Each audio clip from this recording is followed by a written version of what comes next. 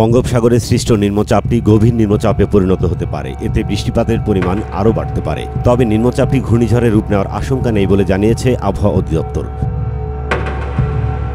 বৃহস্পতিবার সকালে আবহাওয়া অফিস জানায়, নিম্নচাপটি আজ রাতে গভীর নিম্নচাপে পরিণত হয়ে স্থলভাগ অতিক্রম করতে পারে। এই লঘুচাপটি উত্তর পশ্চিম বঙ্গোপসাগরে তৈরি হয়েছে, কিছুটা উপকূলের কাছাকাছি অবস্থান করছে। অন্যদিকে দেশে মৌসুমী বায়ু এবার অনেক আগে চলে এসেছে, তাই এটি শক্তি সঞ্চয় কিংবা সাগরে বেশিক্ষণ থাকতে পারছে না। ঘূর্ণিঝড়ের রূপ নেওয়ার আশঙ্কা নেই। যদি মৌসুমী বায়ু কিংবা বর্ষা আগে না আসতো, তাহলে ঘূর্ণিঝড়ের জন্য প্রয়োজনীয় শক্তি সঞ্চার করতে পারত।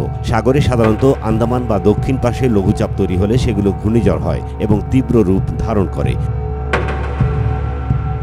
এই লঘুচাপটি সেই পরিবেশে তৈরি হয়নি, তাই ঘূর্ণিঝড়ের আশঙ্কা নাই। এদিকে নিম্নচাপের প্রভাবে সারা দেশে ভারী বৃষ্টিপাত হচ্ছে। এই বৃষ্টিপাত ও সঙ্গে দমকা হওয়া বৃহস্পতিবার দিনভর এবং আগামী শুক্রবারও অব্যাহত থাকতে পারে। দেশের সমুদ্র বন্দরগুলোকে ৩ নম্বর সতর্ক সংকেত দেখিয়ে যেতে বলা হয়েছে। সমুদ্রে অবস্থানরত মাছ ধরার ট্রলারগুলোকে গভীর সমুদ্রে না যাওয়ার পরামর্শ দেওয়া হয়েছে।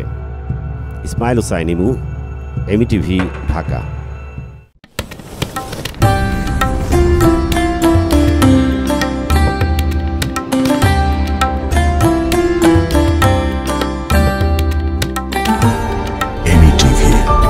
স্বাধীন বাংলার স্বাধীন কণ্ঠ।